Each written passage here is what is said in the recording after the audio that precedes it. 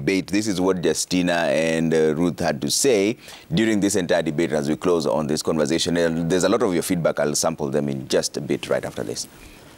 Wewe binafsi umewahi vuta bangi? Sijawahi na sitawahi. Sijawahi na sitawahi. Hujawahi na hautawahi. Zubeida usikize hapa. Kidogo niulize swali kisha utanijibu na nitakupa dakika 2 kuweza kueleza. Hujawahi kuvuta bangi na hautawahi kuvuta bangi. Ile tutavuta ni ya ku purify.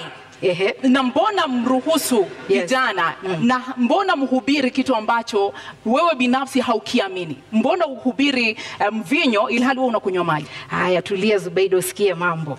Now, Kenyans, like I said, you are here to open up your vision to the future.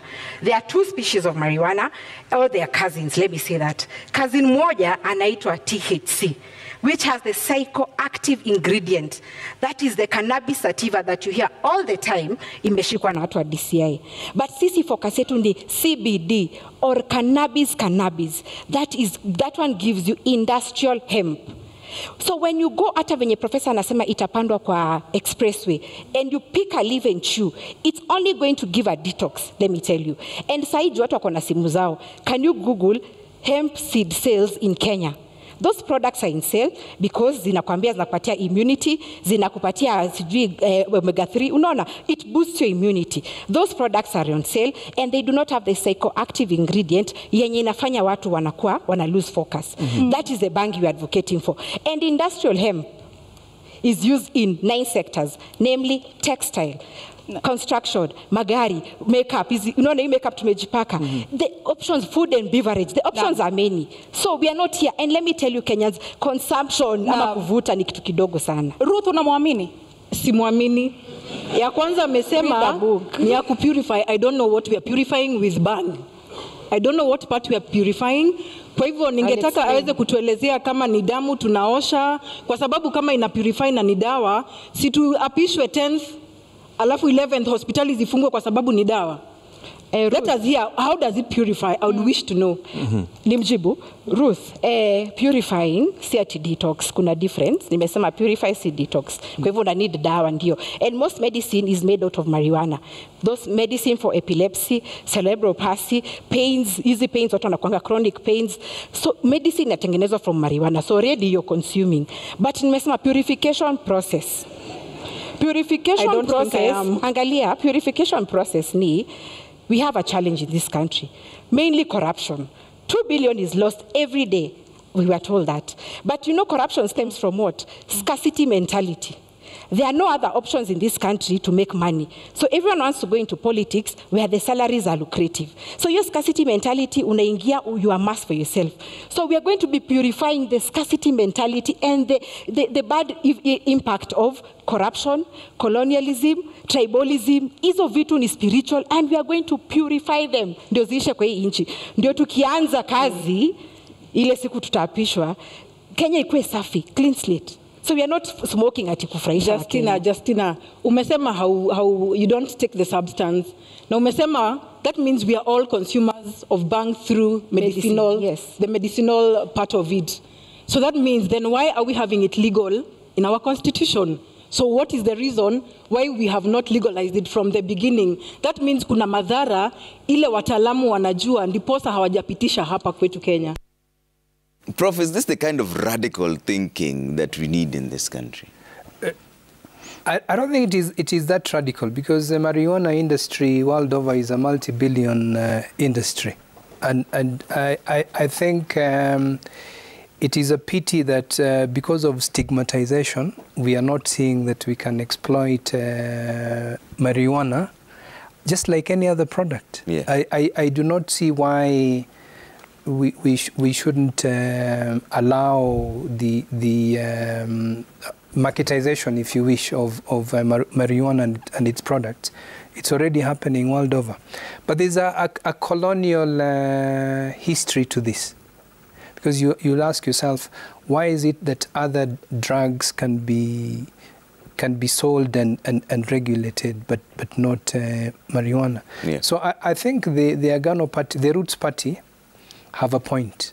Okay. Yes, and I think it's a waste that we are not taking advantage of the potential of this marijuana. industry. Yes. Okay. Yes. Joshua, very briefly on this. I consider it refreshing. Yeah. And nothing revolutionary about it. As Prof says it is world over. If you go to the US, it is state by state. And it's like a torpedo effect. State after the state are increasingly adopting pro-marijuana legislation. And this one thing I wish to credit the Roots Party Deputy President, Justina. She ended up actually educating the public on understanding what exactly they're advocating for. And actually went, in fact, I almost felt I was in a science class. And every person who followed the debate now has a better understanding of what they are selling. Yeah. Because the stigmatization of what, in fact, people don't talk about it from marijuana. The stigmatization comes from the definition of just bang. Yeah. Bangy. It is just bangy as it is. And you could even see that they are attracting the eye of the church. And it goes back to the colonial mentality. Okay. Church being one of the institutions that does that. So I come from a place of being engaged in a refreshing way.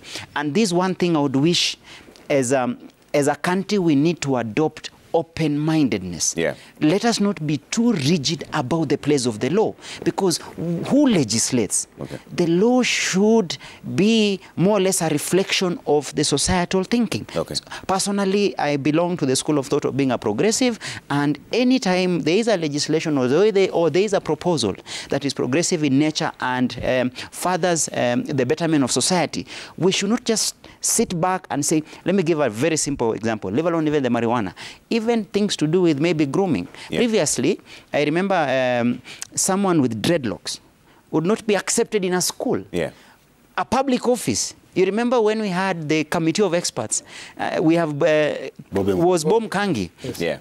And someone was trying to say Bom Kangi should not be given that chance because he has dreadlocks.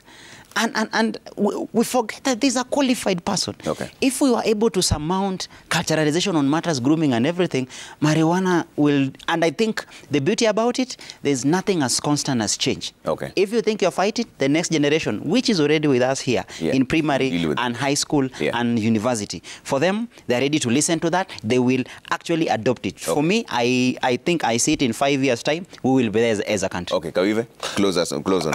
I think for me, it's the whole question of the moralistic society that we live in. Since I was born, I've been told, ukivuta banki, wewe ni baya, wewe ni bure, na utaharibika. So I've never thought about it in any other way. Yeah.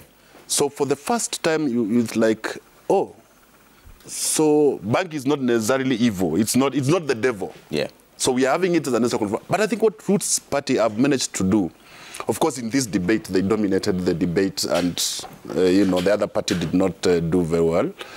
But what they've managed to do is to help us as a country start thinking outside the box, start thinking outside moralistic general condemnation of issues and of people.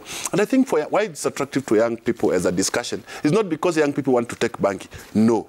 It's because they are seeing a fresh way, a new way, a new possibility of interacting with society. Okay. Yeah. All right. Let's bring up some of your feedback as we close.